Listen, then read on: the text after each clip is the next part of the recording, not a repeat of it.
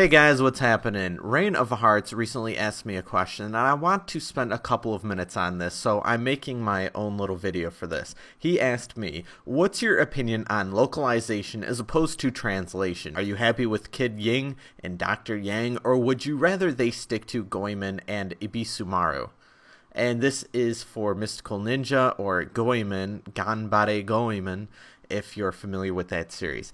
Alright, let me give a little more context to this, because I'm sure a lot of people have their heads spinning like dreidels right now, and they're wondering what the hell I'm talking about. This is when a game comes from Japan, typically. This could technically be from Korea as well, or anywhere else.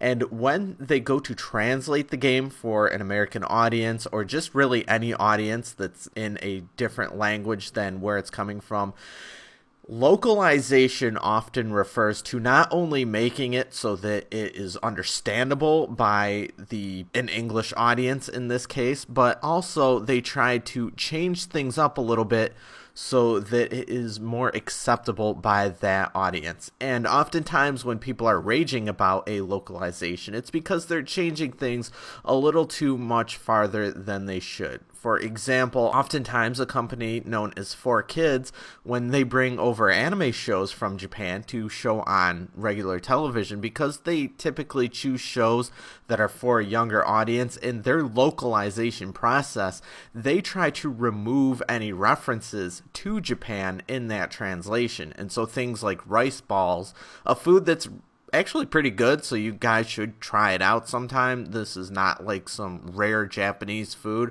They'll change like rice balls to donuts because the rice ball, it's round and it's white, and because we're not familiar with the rice ball but we're familiar with donuts, they make it donuts, and stuff like that happens all the time. And that's kind of an extreme example, although there are also much more extreme examples. I believe in the first Persona game, in the supposed localization, when it got brought out over here, they turned a white character into a black character, which is just weird, and so on and so forth. There's a lot of bad examples of localization. Also, though, and this is not as bad as what I'm talking about, in the localization process, sometimes a joke will just fall flat on its face when you're bringing it from a Japanese to an American audience. Why is that? Because, of course, just like in English, we have word plays where things sound similar, and so they're amusing when we hear them. There's a lot of jokes in Japan that are like puns and jokes referring to, say, the way that they are spelled in their Japanese characters and stuff like that. And stuff like that makes no sense at all when it comes over here to an American audience, because we are not familiar with how the words originally sounded. And so jokes sometimes need to be modified like that. So the localization process, not always that bad. We do not, when trying to watch something, always want to have a wall of text covering the top half of the screen to tell us why something is funny.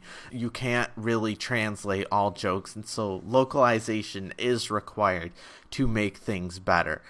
However, I don't think that that's what Reign of Hearts here is talking about. While I do support and I do understand the localization process in order to make things at least make some sort of sense, when you're changing names such as Goemon to Kid Ying and stuff like that, that's when things get a little ridiculous.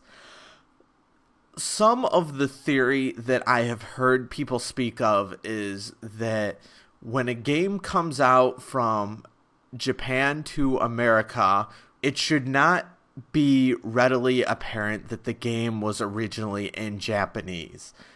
I think that is stupid as hell, and I think that is ridiculous.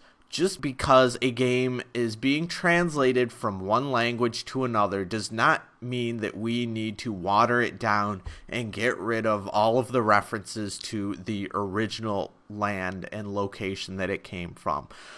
This is actually something that a lot of translators get butthurt over a little bit, this like self-pride. Oh, we gotta erase these references, and oh, we need to make it transparent and all of that. It's really No, not necessarily. First of all, the work that you are doing for some random RPG on the Super Nintendo or whatever is not amazing literature on any level. A lot of the reason why we want to play this game is just to play the stupid ass game itself. The dialogue that takes place, not that great in the original Japanese language, does not need to be that great in English either. It's just not a priority and nobody cares except for you. So there's really not that much of a point in making sure that like 7 English majors read over the script before it comes here. I mean, yes, kind of appreciated, not really necessary, and we do not need to get rid of all references to the Japanese language, because one thing that is actually appealing to me when playing a game that came out in Japan originally, and yes, this is like going to offend many people out there that aren't actually watching this video, but this offends a lot of the sensibilities of many Western gamers who are all about, yes, American this, Americanized that. We do not want anything scary from a foreign land. It's actually kind of interesting when you're playing a Japanese game and you get to learn of the Japanese culture that created that game. There, I said it. Sometimes when I'm enjoying something that's Japanese, even if in its original language it was not that exciting because it is completely familiar to them, I do take an enjoyment out of experiencing that foreign culture. This would be the same if the French were creating their own video games and so on, but no, a lot of our nerd entertainment just so happens to come from Japan, and so I enjoy learning in addition to playing the games, and this extends to cinema and anime as well. I enjoy seeing their different take on things, seeing how their word structure and sentence structure impacts the meaning of the sentences that they are saying, how the name suffixes actually impact the relationships that they have between each other, and so on. Persona 4 and 3, when it came out here, decided to pander a little bit to the nerd crowd by leaving in the name suffixes. You know, this is like adding kun to the name, or san, or chan, or anything like that. Chan means is typically used for younger people, or it's used in cutesy situations. It gets applied onto girls a lot. Kun is friend. San is sort of like Mr. or Mrs. It's a sign of respect, and so on and so on. Stuff like that.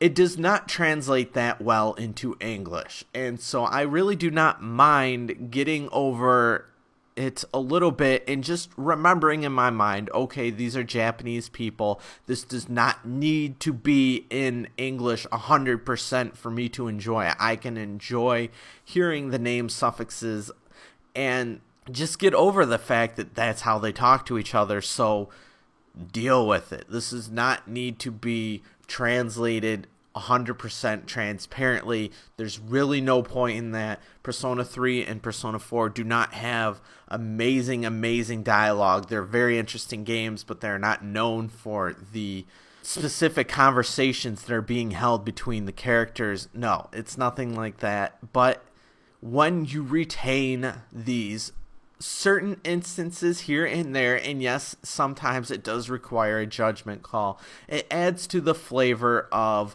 the uniqueness of the dialogue, and it lets you know just how the character relationships truly stand. Because when you change San to Mr., it works sometimes, but not all the times, and then eventually that sounds awkward.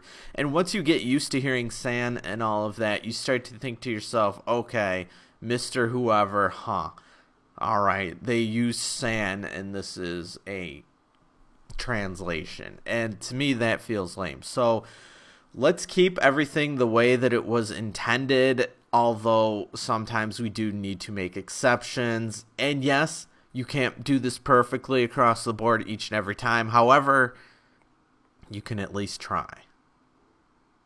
So let me know what you think, and thanks for watching.